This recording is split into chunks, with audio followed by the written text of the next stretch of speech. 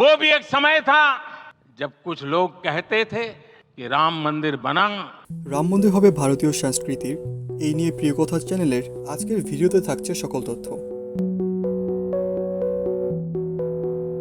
যে স্থানটিতে মন্দিরটি নির্মাণ করা হয়েছে সেখানে রামের জন্ম হয়েছিল বলে হিন্দু ধর্মাবলম্বী লাখ লাখ মানুষ বিশ্বাস করে। অযোধ্যায় হিন্দুদের জনপ্রিয় দেবতা রামের নামে তৈরি করা হয়। বিশাল মন্দিরটির উদ্বোধন করেছে ভারতের প্রধানমন্ত্রী নরেন্দ্র মোদী। মন্দিরের উদ্বোধন লক্ষ্যে আয়োজিত ধর্মীয় আচার অনুষ্ঠানে অংশ নেন মোদী। এই সময় রামের প্রধান কক্ষে রামের চোখ থেকে বাঁধন খুলে দেওয়া হয় বলে জানিয়েছে ভারতীয় গণমাধ্যম। এর মাধ্যমে বিগ্রহ প্রাণ প্রতিষ্ঠা সম্পন্ন হয়। মোদী এতে নেতৃত্ব দেন। এই সময় মোদীর সঙ্গে ছিলেন উত্তরপ্রদেশের মুখ্যমন্ত্রী যোগী আদিত্যনাথ, উত্তরপ্রদেশের রাজ্যপাল অবন্তিবেন প্যাটেল, রাষ্ট্রীয় স্বয়ংসেবক সংঘের RAS প্রধান মোহন ভাগবত মোদীর হাতে পদ্মফুল নিয়ে পূজা করেন বলে জানিয়েছেন। মন্দির উদ্বোধন উপলক্ষে আয়োজিত 11 দিনের বিশেষ ধর্মীয় আচার শুরুর সময় ভারতীয় যোগাযোগ মাধ্যম X নরেন্দ্র মোদী বলেন, এই পবিত্র মুহূর্তে প্রভু আমাকে ভারতের সব মানুষের প্রতিনিধি হিসেবে নির্বাচন করেছে। আবার মোদী যে ভাষণ সেখানে দিয়েছেন সেখানে সরাসরি ভোটের কথা না বললেও গুরুত্বপূর্ণ রাজনৈতিক বার্তা দিয়েছেন। আর এইসব মিলে বিশ্লেষকরা বলেছেন ভোটের আগে রাজনৈতিক লাভে যে ঘর তুললেই এই অনুষ্ঠানের আয়োজন করা হয়েছিল তাতে কোনো সন্দেহ নেই। যখন রাম এই মন্দিরে তার স্থান খুঁজে নেবেন তখন তিনি সব ভারতীয় নাগরিকদের তাদের বাড়িতে ও নিকটতম মন্দিরে প্রদীপ জেলে মুহূর্তটিকে উদযাপন করার জন্য আহ্বান জানিয়েছেন। তিনি একে একটি ঐতিহাসিক মুহূর্ত বলে অভিহিত করেছেন।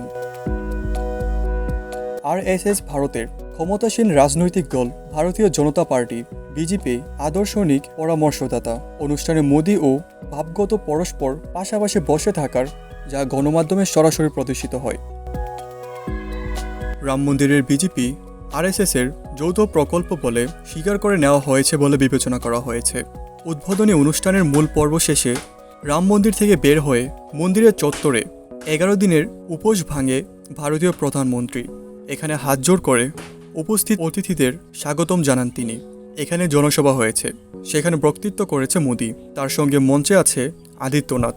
জনসভার শেষে তারা অযোধ্যার গুরুত্বপূর্ণ দর্শনীয় স্থান বুবের টিলায় যাওয়ার কথা।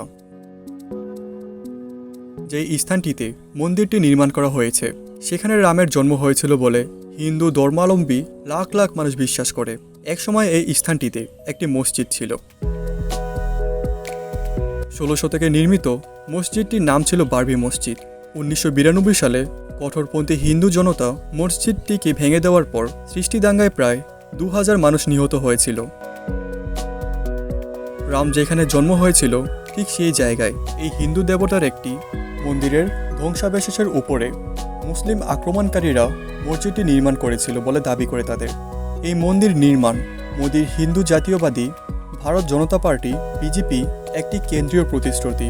35 বছরের পুরনো এই বিতর্ক রাজনৈতিক ইস্যু ভরেই BJP প্রধানত বিস্তার করেছে ও ক্ষমতায় এসে জানিয়েছে রয়টার্স। মন্দির উদ্বোধনের এই বিশাল আয়োজন থেকে নিজেদের দূরে সরে রেখেছে ভারতের কিছু হিন্দু ধর্মগুরু ও অধিকাংশ বিরোধী দল। রাজনৈতিক লাভের জন্য মোদী এই মন্দির নির্মাণ ও এর উদ্যোগে ব্যবহার করেছে বলে তাদের মতামত। BBC জানিয়েছে 70 একরে একটি কমপ্লেক্স 7.2 একর জায়গা জুড়ে 3 তলা মন্দিরটি বানানো হয়েছে। নির্মাণে ব্যবহার করা হয়েছে গোলাপি পাথর ও কালো গ্রানাইট পাথর, আর এতে ব্যয় করা হয়েছে প্রায় 21 কোটি 70 লাখ রুপি। এই প্রকল্পের পুরো অর্থায়ন এসেছে দেশের ভেতর থেকেই। মোদী শুধু মন্দিরের নিচতলা উদ্বোধন করেছে।